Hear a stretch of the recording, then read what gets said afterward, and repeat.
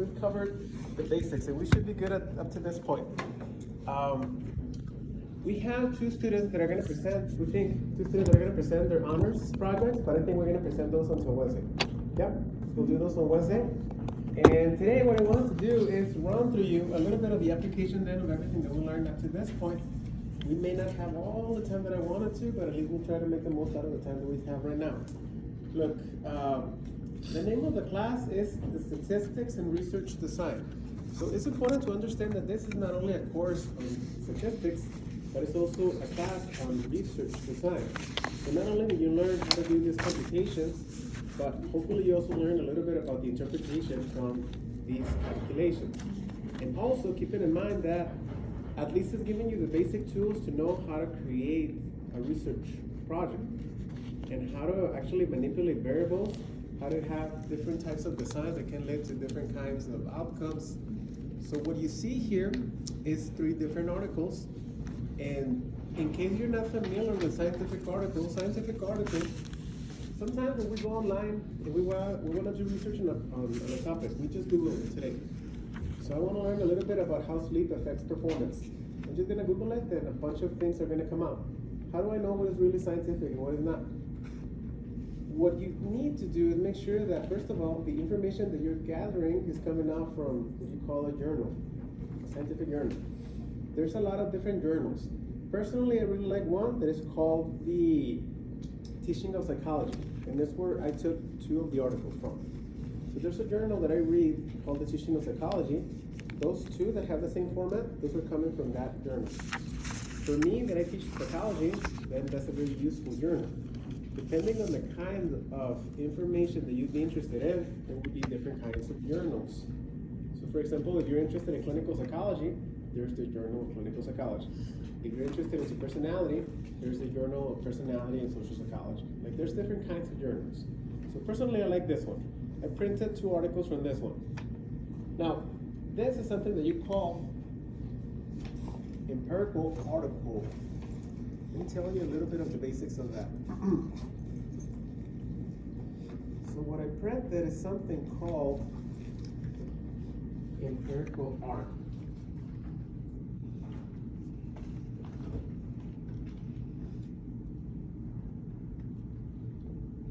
What this means is an article based on a study carried by the author. Although sometimes can be authors. It can be one person, it can be multiple people. So this implies that the people that are writing the article, they conducted a study and they are writing an article about the results for the study. In an empirical article like this one, you see 5 parts, 5 components to the article. First thing is called an abstract. Some of you may know this, but I'm not sure if everybody does, so you know the basics of how this works. So the abstract is a little paragraph that you see here, and it's meant to be like a small summary. Every article that you read, first thing that you'll read is an abstract, and it's this little paragraph that you see here. It's a summary. What do you think is the purpose of the summary? Give you an idea of what you're going to get into. Exactly. So you know if it's what you're looking for. Exactly. So you know if it's worth your time reading it. So sometimes when people do research, sometimes people get overwhelmed with the amount of work that they have to read to get familiar with a topic. So for example, if you're interested in a specific topic, maybe 120 articles are going to come out. Does that mean that you need to read all 120 articles? You read 120 abstracts. Based on the abstracts, you know which should you actually use. Maybe out of the 120, only 20 are going to be worth your time and effort. So this first paragraph is very, very useful to know if it's worth your time or not. The next section, although I'm not always labeled,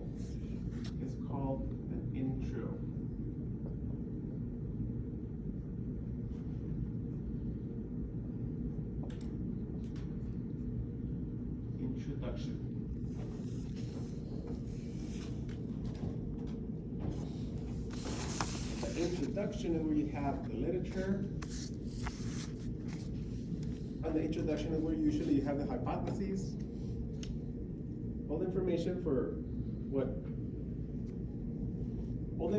to what the interest, the theme of the article is going to be.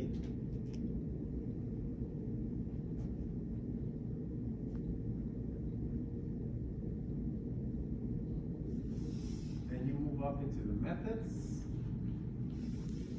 Methods is where they explain step by step everything they did. There's a purpose for that.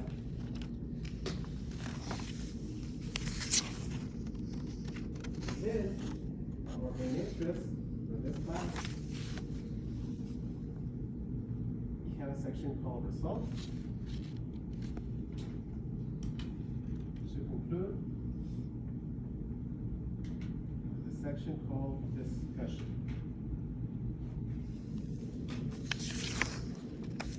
All scientific articles that you read that are based on empirical data, all the empirical articles are going to follow that format. All of them. That's how you know that it's a scientific article. Scientific implies that you're following the scientific method. So it's information that is more objective. It's information that hopefully can be a little more accurate. And primarily, most importantly, it's information then that you know that is actually scientifically driven, like it's information that you can trust. So we have those, we have this one. Which one do you want to look at first? We have three. Let's begin with cognitive exercise. I like this one. So everybody look into the cognitive exercise one.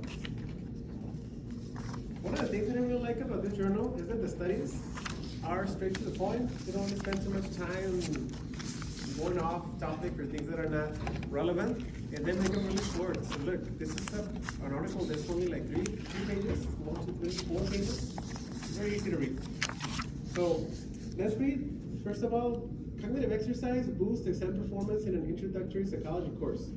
As you begin, you see the abstract and you see the introduction. If we move to the next page, you see the methods that I'm telling you of. And you see the results and the discussion. So exactly like a scientific article should be.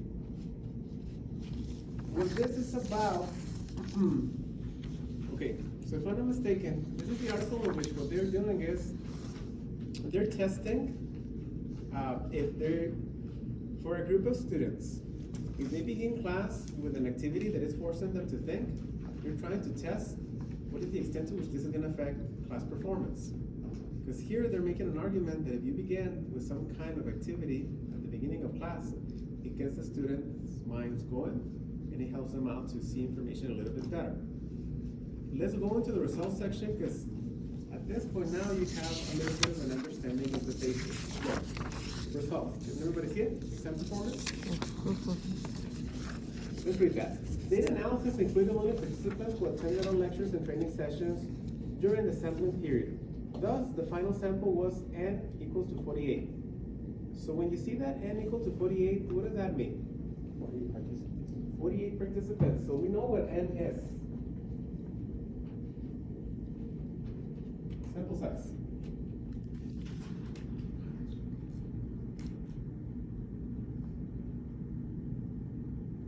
Good.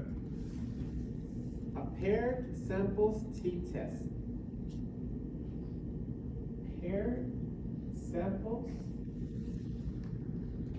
is the same thing as a repeated samples.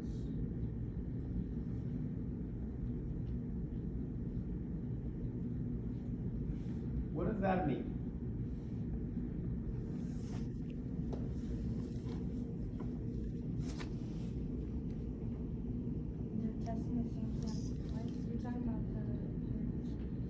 Exactly. Paired samples is the same as repeated samples. So they what? They're testing the same sample twice. They're testing the same sample twice. How many people did they had on that sample? 48. 48. So what they're saying is they're testing the same sample before and after. So now we understand from a statistical standpoint what they were doing here. A pair sample t-test indicated that the proportion of questions answered correctly was greater for post-training material. M equals to 0.880. Standard deviation equals to 0.0820. So what does the M and the SD mean? Exactly.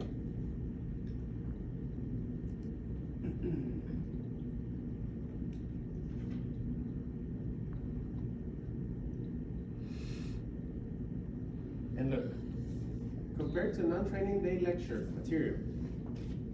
So they got a T parentheses 47 minus 4.24.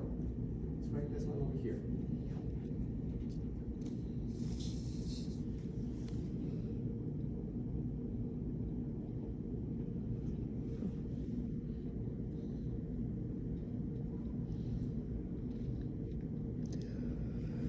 So let's see. You should be able to read this at this point. T parentheses 47. What is that 47?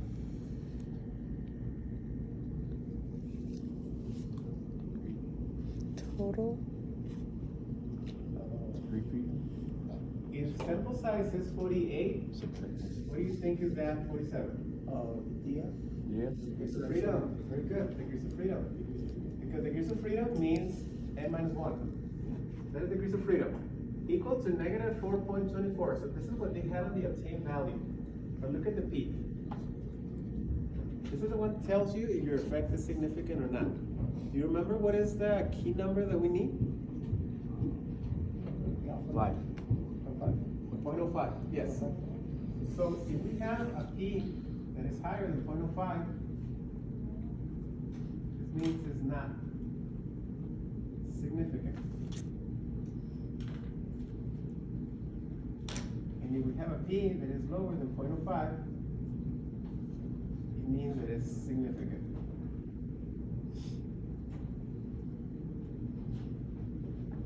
So when we have the P of this, what do we conclude? Is it a significant difference or not? Significant difference. So they're saying, you know what? It makes a difference whether or not you begin with that activity at the beginning of class, because students tend to do better. And the effect is significant. Remember what the D means? Differential, okay? Yeah, well, in another instance it is. But in this case, I'm not bad, I should have explained. This is cohency.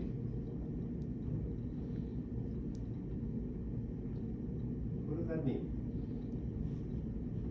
Effect size, right? Effect size, good, effect size. What is the effect size that we need, usually?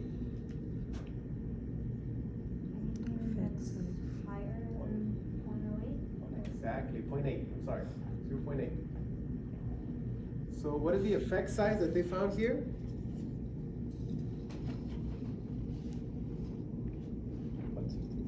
.60. Is that a large enough effect size? No. So they say, yeah, it makes a difference, but it doesn't really make that much of a big difference. So, at least when it comes to exam performance, they did slightly better, but apparently it wasn't enough for it to actually show that it was a significant difference. So they're saying, yeah, you can begin class with a small activity to get them going. It makes a difference, but it doesn't make it such a big difference. It's interesting because other studies have done replications of this, have retested this with different samples. And some of those studies, not all conclusive, but some of those have shown that indeed students benefit from beginning the class with a routine. So they actually make a recommendation that you can start even with a small routine. You can really help the mind of the students to get going. So for example, I really took advantage of that, and I began all my classes with a routine. You notice? What do I do at the beginning of every class? Clap. Yeah. I don't do that just for being annoying. I do that because I read in an article that it was supposed to help students that you begin and you finish class. This is when I say let's begin class, I will start like that, and when I finish class, if you notice, I'm always like, well, see you next class. And you know what's funny? I've had you for the last 2 semesters. But Yeah. Sometimes you're not quite like, right Johnny on the spot with it. Yep. And I noticed, I'm like, oh, what's going on? What's happening? Am I in the right class? Exactly. So I guess I'm kind of trained. I mean, I don't mean to make it seem like it's like I'm training dogs or anything like that. It's trying to be done with a purpose of at least trying to get the students to get into the mindset of class has begun. But this is the cool thing now. Every time that you read a scientific article, you can understand some of the basic statistics that are coming from this based on what you have learned so far in the course. So this is just one example. Only for class, with this class that we have right now, let's just check one more. I want to check, I think it's the measure learning.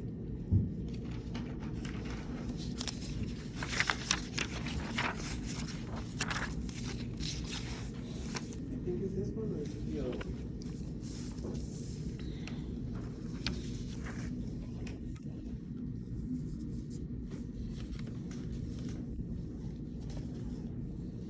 Let's check actually the other one. Let's check the efficacy of a classroom game for teaching APA style. Let's check this one out.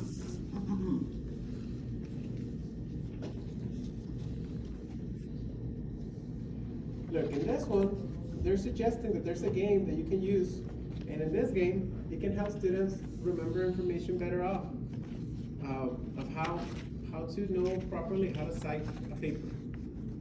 So in this game, they're proposing a game that can help students improve on this particular skill.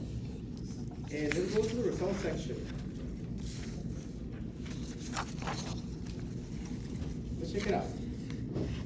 Results. To investigate the efficacy of the particular skills practice, repeated measures ANOVA, in which assessment, pre-game and post-game, and whether the skills in the test item was always practiced in the game, was tested. So they did an ANOVA. What does ANOVA means? More analysis of variance, which implies that you're testing more than 2 samples. Yeah. This one they call it repeated measures. So technically speaking, it's the same group of people being tested multiple times. So they're testing it multiple times with the same group of people.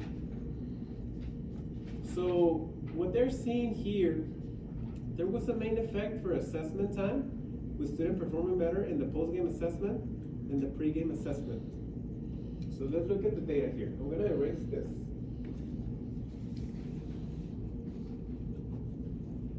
I'm gonna use the set.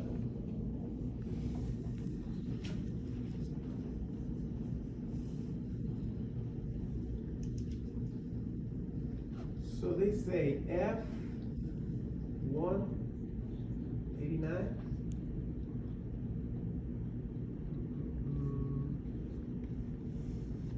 equals 286.55.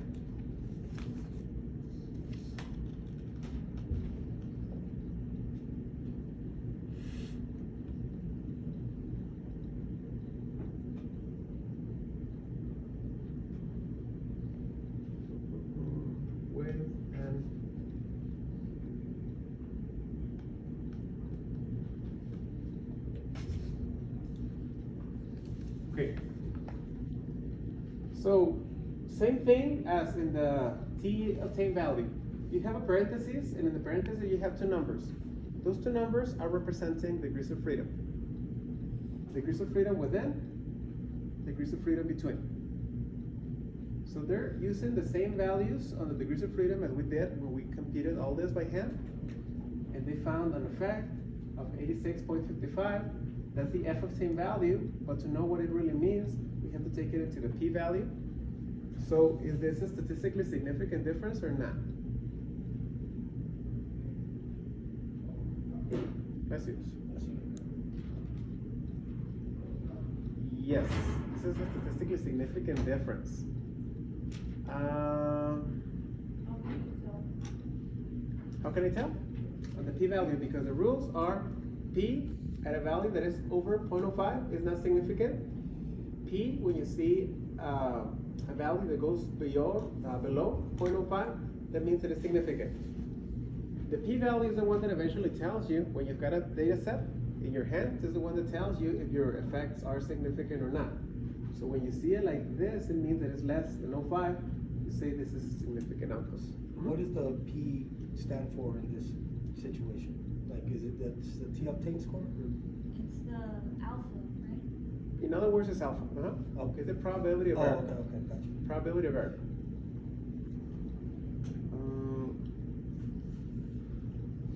Mean standard error, in essence, is a measure of effect size, but this one, to be honest, we didn't have the time to review it, so we didn't review this one. Don't worry about this one.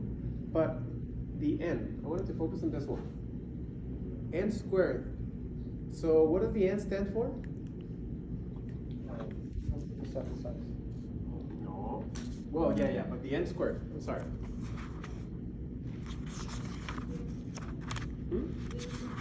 Exactly, but how do you call this? Eta squared. And this means what? Percentage of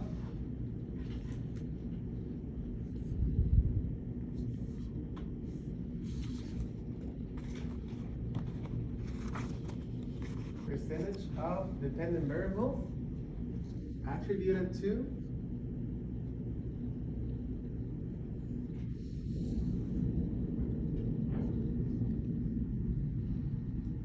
independent variable. Percentage of dependent variable that is attributed to the independent variable. So for example, they're saying here that they played a game to help students perform better in the way of knowing how to cite sources. So they did a little assessment and they compared this outcome with students playing the game.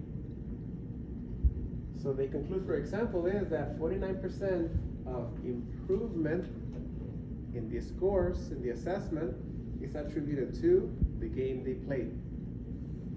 Eta squared is a very useful statistic to know how much of an impact your variable has.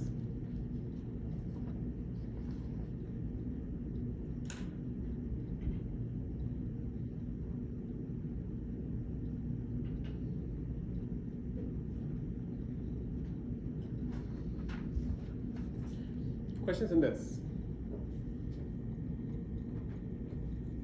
Because of time constraints, I mean, we're not gonna be able to cover as much as I wanted to all 3 papers in depth. But in essence, what you can do now is, this is up to you. This is not for class purpose. This is totally you want to do it. You can read each of those 3 articles, and you can now not only be able to understand what they were doing, but you can also understand what the numbers can mean. With the information that you have so far, a lot of people then can be confused with the purpose of the class statistics because they think that the class might be only useful. First of all, if you're the kind of person that might be thinking respectfully that the class is not useful at all and it's just becoming something that you have to complete in your degree plan, you're not taking the class for the full, you're not taking the class for its full usefulness. You can definitely get a lot out of this class. A lot of people think that the class might be only useful if you're gonna do research, but it's not the case. So whatever you wanna do with your careers, it's likely that you will have to remain updated and educated on what the field is offering. That implies that you need to do your research, and you have to keep reading, and you have to keep reading.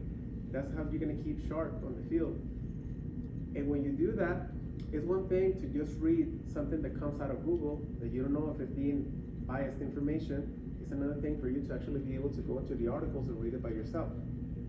I believe, I mentioned this before.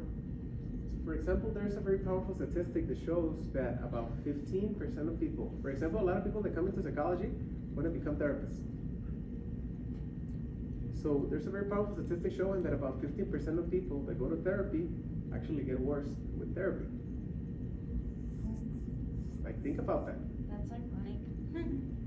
That sucks, because you go into therapy hoping to get relief, and then some people get up, leave therapy, and they end up being worse. I think part of the reason why that is because some psychologists or therapists, not only do they not know, it depends on the level of experience, the years of experience, of course, because some are just unaware, and then there are those who just, I'm not saying every psychiatrist is like this, Mhm. but there are some that just give the patient medication and they don't really.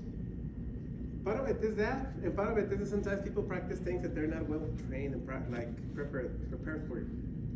So, for example, there can be different kinds of therapies They can be very useful, but you have to know how to properly use them. And for that, it implies that you have to have your training. So let's say that when you're on the field, there's a new kind of therapy that comes out, and you decide to use it. How do you know if you should or not?